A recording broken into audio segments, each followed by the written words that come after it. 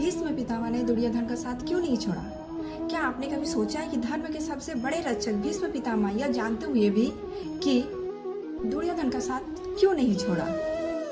अगर वे चाहते तो महाभारत का युद्ध शायद कभी होता ही नहीं। आखिर ऐसी कौन सी प्रतिज्ञा थी जिसने उन्हें अधर्म की ओर खड़ी सेना में रहने पर मजबूर कर दिया? तो आइए जानते हैं इस रहस्य को बहुत ही सरल तरीके से। वीडियो को स्टार्ट करने से पहले सबसे पहले तो नमस्कार दोस्तों, राधे राधे, जय श्री कृष्णा। स्वागत है आप सभी का मेरे यूट्यूब चैनल पर। फ्रेंड्स, अगर आप लोग न्यू हैं मेरे चैनल पर और अगर अभी तक आप मेरे चैनल को सब्सक्राइब नहीं किए हैं तो प्लीज़ आके आप लोग सब्सक्राइब कर दीजिए, क्योंकि मैं इसमें महाभारत के बारे में बहुत ही सरल तरीके से बताती हूँ। तो चलिए अब बिना देरी किए हम वीडियो को स्टार्ट करते हैं। भीष्म पितामह केवल एक महान योद्धा ही नहीं बल्कि सत्य, त्याग और वचन के प्रतीक थे। उन्हें इच्छा मृत्यु का वरदान प्राप्त था और युद्ध कौशल में उनका कोई मुकाबला नहीं था। फिर भी वे पांडवों की जगह कुंवरों की सेना के सेनापति बने। इसका कारण केवल दुर्योधन नहीं बल्कि उनका दिया हुआ वचन था। भीष्म पितामह का वास्तविक नाम देववंत्र था। वे राजा शांतनु और माता गंगा के पुत्र थे। जब राजा शांतनु सत्यवादी से विवाह करना चाहते थे तब सत्यवादी के पिता शर्त रखी कि सत्यवादी का पुत्र ही हस्तिनापुर का राजा बनेगा। अपने पिता की खुशी के लिए देवव्रत ने जीवन भर विवाह न करने और कभी राजगद्दी का अधिकार न लेने की भीषण प्रतिज्ञा ली। इसी भीषण व्रत के कारण उनका नाम पड़ा भीष्म। उनके लिए वचन सबसे ऊपर था।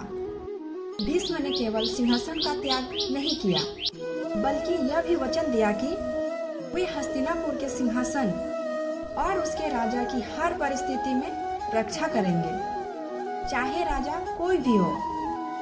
समय बदला, धृतराष्ट्र राजा बने और बाद में दुर्योधन राज्य का सबसे शक्तिशाली राजकुमार बन गया।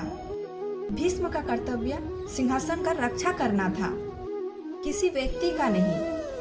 इसलिए भीष्म पितामह अपने वचन से पीछे नहीं हटे। क्या भीष्म दुर्योधन का समर्थन करते थे? अगर आपको पता है तो कमेंट में जरूर बताइएगा। नहीं, कई बार भीष्म ने दुर्योधन को समझाया कि पांडवों को उनका अधिकार लौटा दो और युद्ध से बचो। उन्होंने बार बार शांति का मार्ग अपनाने की सलाह दी, लेकिन दुर्योधन अपने अहंकार में इतना डूब चुका था कि उसने किसी की बात नहीं मानी। भीष्म जानते थे कि दुर्योधन गलत है, फिर भी अपने वचन के कारण उनका साथ छोड़ नहीं सके। महाभारत के युद्ध में भीष्म का व्यवहार। युद्ध के दौरान भीष्म ने पूरी निष्ठा से कुंवर सेना का नृत्य किया, लेकिन उन्होंने कभी पांडवों के प्रति व्यक्तिगत दोष नहीं रखा।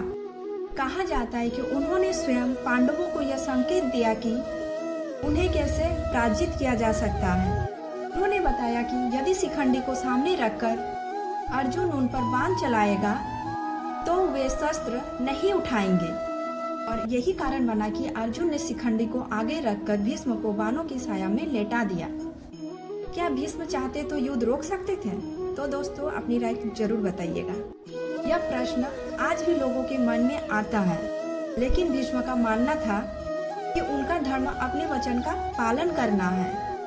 वे यह भी जानते थे कि अंत में धर्म की ही विजय होगी। इसलिए उन्होंने अपने व्यक्तिगत विचारों से ऊपर अपने कर्तव्यों को रखा। भीष्म पितामह का जीवन हमें यह सिखाता है कि वचन और कर्तव्य का बहुत महत्व है, लेकिन यह भी सिखाता है कि कभी कभी परिस्थितियां इतनी कठिन होती है कि सही और गलत के बीच निर्णय लेना आसान नहीं होता।